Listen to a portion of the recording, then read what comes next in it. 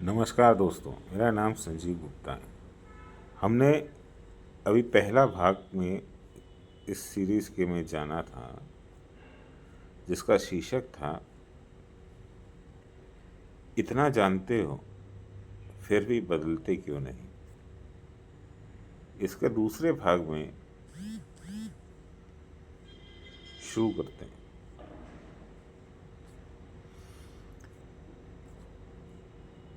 मेहनत, जिसको नाम दिया है मेहनत बहुत, परिणाम कम, पैसा रुकता क्यों नहीं, ग्राहक टिकता क्यों नहीं, और एस्ट्रोलॉजी कहाँ तक सच है।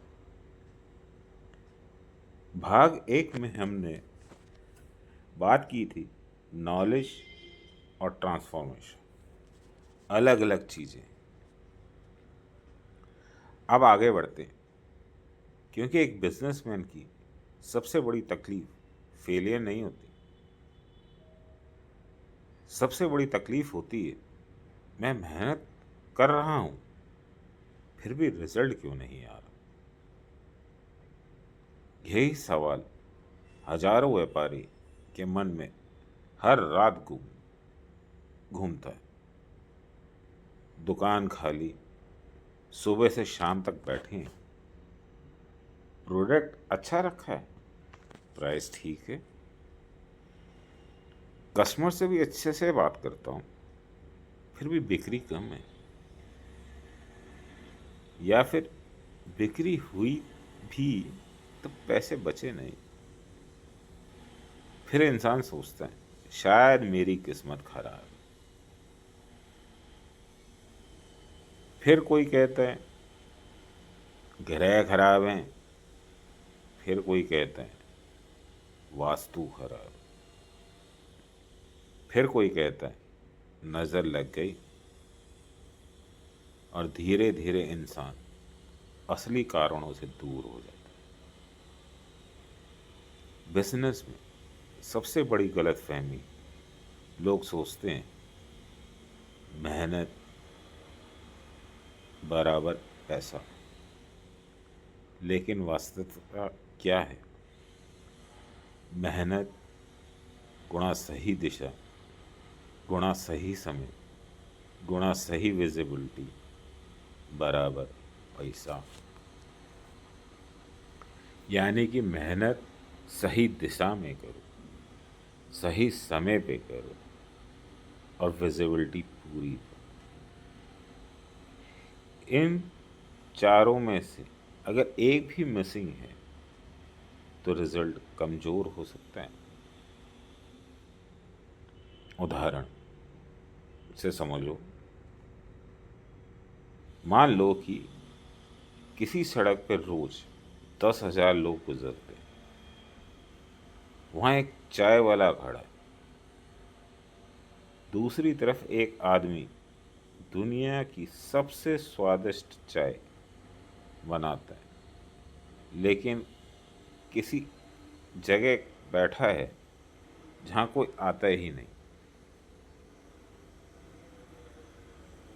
कौन ज़्यादा बेचेगा? जवाब साफ है, विजिबिलिटी वाला। यही बिजनेस का पहला नियम। क्वालिटी ज़रूरी है, विजिबिलिटी उससे भी ज़्यादा ज़रूरी है। कस्टमर क्यों नहीं टिकता? यह सवाल हर छोटे व्यापारी को परेशान करता है। कई लोग सोचते हैं कस्टमर केवल स्वाद या क्वालिटी के कारण लौटता है, लेकिन रियलिटी इससे बड़ी। कस्टमर 5 कारणों से लौटता है। पहला, प्रोडक्ट अच्छा हो, लोकेशन कन्वीनियंट हो, एक्सपीरियंस अच्छा हो,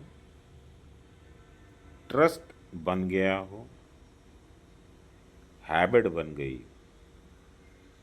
पहले 4 बहुत लोग समझते हैं, पांचवा नहीं समझते।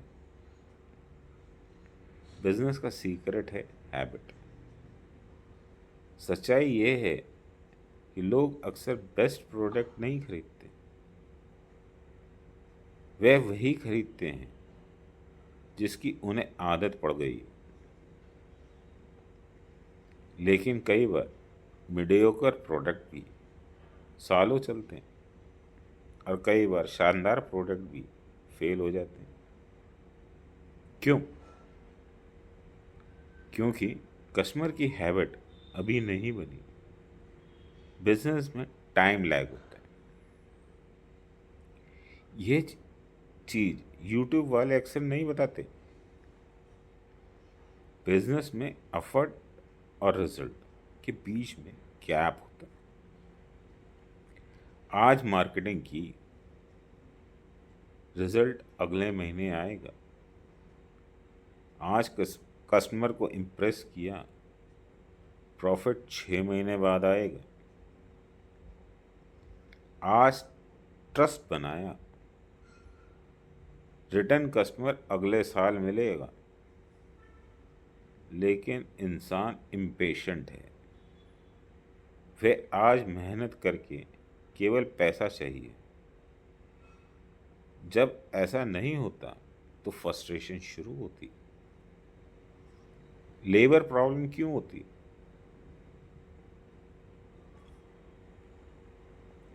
यह समस्या भारत के लाखों छोटे व्यापारियों की है। तुम्हारे जैसे बहुत से लोग कहते हैं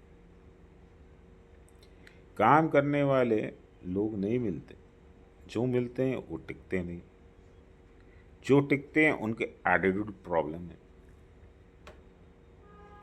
जो अच्छे हैं महंगे हैं। अब सवाल, क्या ये केवल ग्राहकों की वजह से है?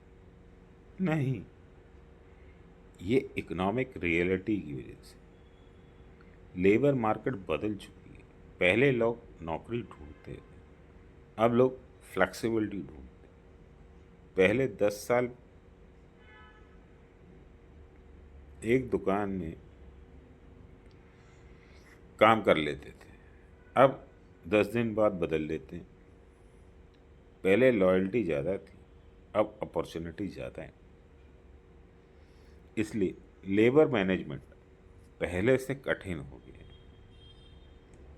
लेकिन कुछ लोग को लेबर आसानी से क्यों मिल जाती है? क्योंकि लेबर केवल सैलरी पे नहीं टिकती, वह टिकती है रिस्पेक्ट पे, ग्रोथ पे, इन्वायरमेंट पे, स्टेबिलिटी पे, प्रेडिक्टेबिलिटी पे। अगर वर्कर को लगे कि बिजनेस खुद इनसर्टेन है तो इनसर्टेन रहेगा। पैसा आता है लेकिन रुकता क्यों नहीं? यह बिजनेस का सबसे पेनफुल फेज होता है। सेल हुई, कैश आया, लेकिन महीने के अंत में कुछ बचा नहीं। क्यों? क्योंकि प्रॉफिट और कैश फ्लो दो अलग चीजें। बहुत से लोग प्रॉफिट देखते हैं, कैश फ्लो नहीं। उदाहरण, मान लो 1,000 की सेल हुई, उसमें से 500 रुपये माल की कीमत, 200 रुपये रेंट, 100 रुपये बिजली, 100 रुपये वेस्टेज, 100 रुपये ट्रांसपोर्टेशन, 50 रुपये मिसलेनियस। अब प्रॉफिट लगभग जीरो, लेकिन सेल तो हुई। यहीं बहुत से लोग फंस जाते हैं। उन्हें लगता है बिजनेस चल रहा है, असल में कैश लीक हो रहा है। फेलियर का हिडन रीजन। अधिकांश छोटे बिजनेस प्रोजेक्ट की वजह से फेल नहीं होते। वे फेल होते हैं क्योंकि वर्किंग कैपिटल ख़त्म हो जाती है, ओनर मेंटली एग्जॉस्ट हो जाता है, कैश फ्लो टूट जाता है, कंसिस्टेंसी टूट जाती है। एस्ट्रोलॉजी यहाँ क्या कहती है? अब इस प्रश्न पे आते हैं कि जिसे लोग अक्सर पूछते हैं, क्या एस्ट्रोलॉजी बता सकती है कि पैसा रुकेगा या नहीं? क्या एस्ट्रोलॉजी बता सकती है कि पैसा रुकेगा कि नहीं? कुछ हद तक एस्ट्रोलॉजी टेंडेंसी दिखाती है, जैसे impulsive spending, delayed gain, unstable partnership, sudden expenses, repeated restarts, inheritance issues, debt pressures. लेकिन एस्ट्रोलॉजी ये नहीं बताती कि तुम कुल 5,000 कमाओगे या 7,000। ये डिटेल्ड लेवल प्रोडिक्शन नहीं है। एस्ट्रोलॉजी की सबसे बड़ी लिमिटेशन, लोग सोचते हैं एस्ट्रोलॉजी फ्यूचर दिखाता है। अगर ऐसा होता है तो दुनिया का सबसे बड़ा इन्वेस्टर एस्ट्रोलॉजर होता है। हर एस्ट्रोलॉजर स्टॉक मार्केट में किंग होता है। हर एस्ट्रोलॉजर बिलियनर होता है। लेकिन ऐसा नहीं है। क्यों? क्योंकि फ्यूचर फिक्स्ड नहीं होता।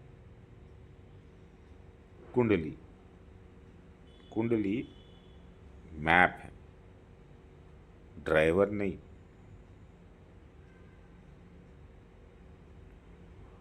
इसे ऐसे समझो, कुंडली एक नक्शा है, लेकिन स्टीयरिंग तुम्हारे हाथ में है। मान लो नक्शा कहता है आगे पहाड़ है। अब 3 पॉसिबिलिटीज है ना। तुम डर के रुक जाओ, धीरे चलो और निकल जाओ, तैयारी करके एडवांटेज बना लो।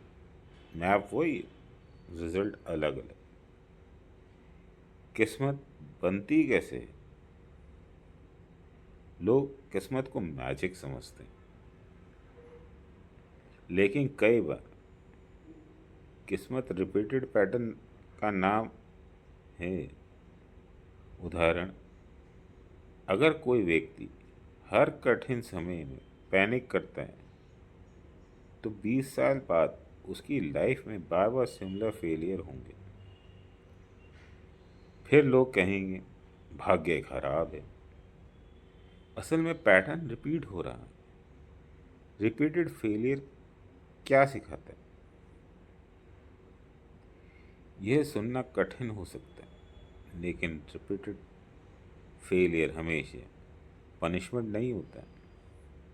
कई बार ट्रेनिंग होती है। दुनिया में 2 तरह के लोग होते हैं। पहले, जिन्हें सक्सेस जल्दी मिल जाती है। दूसरे, जिन्हें सक्सेस से पहले रेजिलेंस सिखाया जाता है। पहले लोग जल्दी ऊपर जाते हैं, लेकिन कई बार जल्दी जल्दी गिर भी जाते हैं। दूसरे लोग धीरे धीरे ऊपर जाते हैं, लेकिन उनकी फाउंडेशन मजबूत होती है। क्योंकि कुछ लोग 50 की उम्र के बाद चमकते हैं, क्योंकि उनकी शुरुआत साल ट्रेनिंग में चले जाते हैं। वे सीखते हैं लोगों को समझना, नुकसान को झेलना, गलतियों से उभरना, धैर्य रखना, कैश फ्लो संभालना, इमोशनल कंट्रोल करना। वह स्किल किताबों से नहीं आती, ये फेलियर से आती। बिजनेस वास्तव में क्या है? बहुत लोग समझते हैं बिजनेस का मतलब प्रोडक्ट। ना ना ना ना ना ना। बिजनेस वास्तव में ट्रस्ट मैनेजमेंट है। कस्टमर का ट्रस्ट, सप्लायर्स का ट्रस्ट, वर्कर्स का ट्रस्ट, फैमिली का ट्रस्ट, और सबसे महत्वपूर्ण खुद पर ट्रस्ट। सबसे खतरनाक स्थिति सबसे खतरनाक स्थिति वह नहीं जब दुकान खोली। सबसे खतरनाक स्थिति वह है जब ऑनर खुद से हार मान ले, क्योंकि तब अपॉर्चुनिटी सामने खड़ी हो तब भी वह दिखाई नहीं देती। Reality check. अगर कोई बिजनेस 6 महीने में नहीं चला तो इसका मतलब ये नहीं कि वह गलत है। अगर कोई बिजनेस 2 साल में नहीं चला तब एनालिसिस जरूरी है। अगर 5 साल बाद भी मॉडल वही है तो रिजल्ट वही, तब बदलाव जरूरी है। एस्ट्रोलॉजी और रिस्पॉन्सिबिलिटी, ये एक बहुत महत्वपूर्ण बात समझने की है। एस्ट्रोलॉजी यूजफुल है, लेकिन एस्ट्रोलॉजी रिस्पॉन्सिबिलिटी की रिप्लेसमेंट नहीं है। अगर एस्ट्रोलॉजर कहें समय अच्छा है और तुम दुकान पे खोलो ही मत, तो क्या होगा? कुछ नहीं। अगर एस्ट्रोलॉजर कहें समय कठिन है और तुम एक्स्ट्रा ऑर्डिनरी मेहनत करो, तो क्या होगा? रिजल्ट बदल सकता है। असली सवाल जब कोई पूछता है क्या मेरी किस्मत खराब है, तो अक्सर असली सवाल होता है क्या मेरी मेहनत कभी रंग लाएगी। और जब इंसान केवल ग्रह नहीं देखता, क्योंकि मेहनत का रंग कई बार देर से दिखता है। सक्सेस का हिडन फार्मूला बहुत साल ऑब्जर्व करने के बाद एक चीज समझ आती। सक्सेस का फार्मूला अक्सर ये नहीं होता नॉलेज प्लस हार्डवर्क, बल्कि knowledge plus hard work plus emotional stability plus time. नहीं, इसमें से टाइम को लोग अंडर एस्टिमेट करते हैं। इसलिए बार बार फेल होना का मतलब हमेशा ख़त्म होना नहीं। कई बार इसका मतलब होता है अभी फाउंडेशन बन रही है। समस्या तब होती है जब इंसान फाउंडेशन फेज में ही बिल्डिंग की एक्सपेक्टेशंस करने लगता है। और अंत में मैं यही कहूँगा, जब जीवन बार बार गिराता है तो इंसान सोचता है शायद किस्मत मेरे खिलाफ है। लेकिन कई बार किस्मत तुम्हारे खिलाफ नहीं होती, वे केवल तुम्हारी स्पीड को कम कर रही होती, ताकि तुम अपनी फाउंडेशन मजबूत कर सको। यह सुनने में अच्छा लगता है, लेकिन इसे समझने के लिए सालों का स्ट्रगल लगती है। और जब इस बात को समझ लेता है तो वहीं से फेलियर का एंड नहीं, फीडबैक की तरह देखने लगता है, शुरू कर देता है। जब वह इस बात को समझ लेते हो ना, तो फेलियर को एंड नहीं, फीडबैक की तरह देखने लगते हैं। यहाँ पे मैं अपना दूसरा भाग अंत करता। शायद मेरी बातों में कुछ आपको सच्चाई लग रही, कुछ आपके अंदर को झंझोरने की हिम्मत करी हो उसने, तो उसको लाइक कीजिएगा, शेयर कीजिएगा और सब्सक्राइब करना ना भूलिएगा। इसके अगले और अंतिम पार्ट में हम देखेंगे। जाने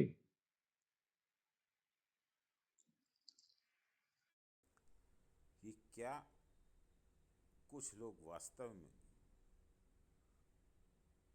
डेस्टिन्ड होते हैं, क्या कुछ लोग को कम मेहनत में ज़्यादा मिलता है।